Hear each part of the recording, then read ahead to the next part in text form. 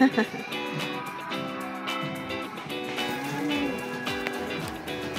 ka nagustuhan? Wala eh. Walang nagustuhan sa presyo. Presyo. Presyo. Gusto ko tag 5 lang.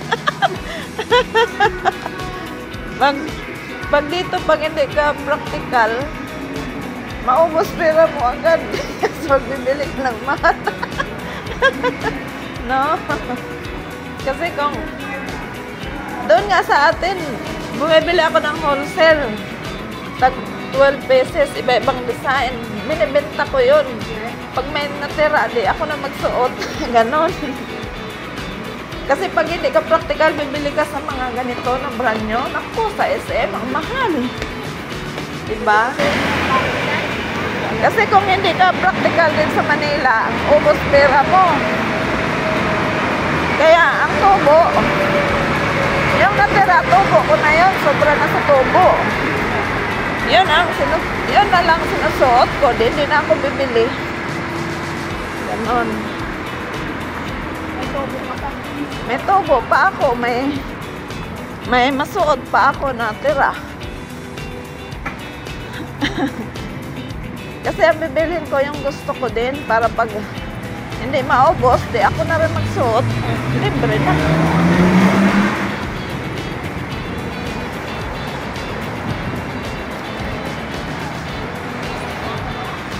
Malamig sa labas. Doon sa loob, mainit, no?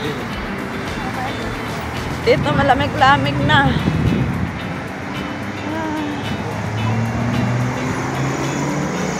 Ngayon siguro, 15 degrees dito, no? Ngayon. 19 sa labas. 15, malamig yun. Oo nga, sobrang lamig. Dito kami sa Wollongong. Nag-window shopping, naglakad-lakad.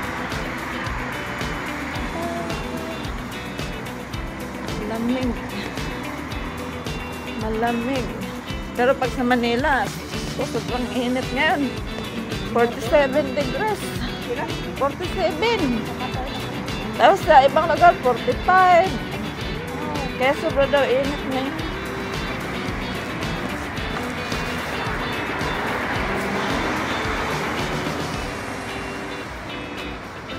Nag-iba na ba yung climate change?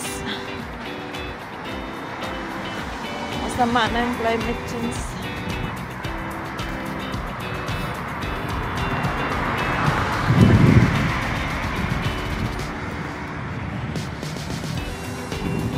Nakalimutan ko i-vlog kanina yung nag-usap-usap tayo may Pilipina. Then, dalawa. Nawala sa isip ko.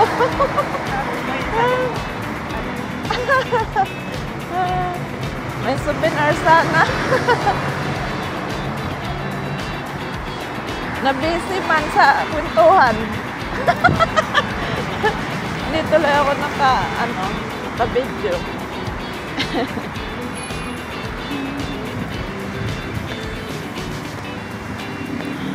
Maraming kano dito, naglalakad.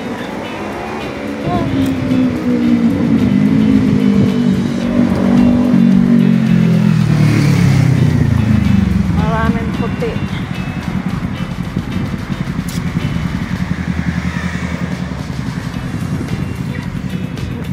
Kung sa atin yan, nakatabi dyan, nakawin na yan, yung scooter na yan. Oo, dyan sa Manila. Naku, motor nga lang. Hilain na.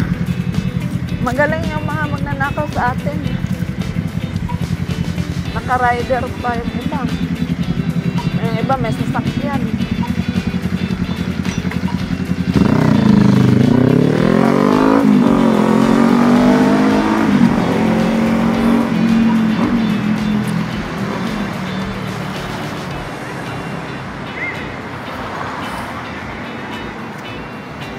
Dito kami sa nagmamasyal sa Wollongong. Tatawid na kami.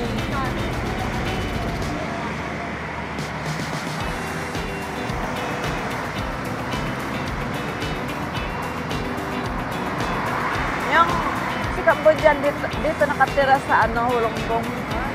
Tapos nagbaba siya papuntang Salhaba. Baba siya ng Prempeh. Isang sakay lang, 30 minutes daw. Direct, oo, 30 minutes bus. Yan, tsaga-tsaga din siya. 3 araw, pasok din niya ngayon. Ako naman. Wala pa. Red pa eh.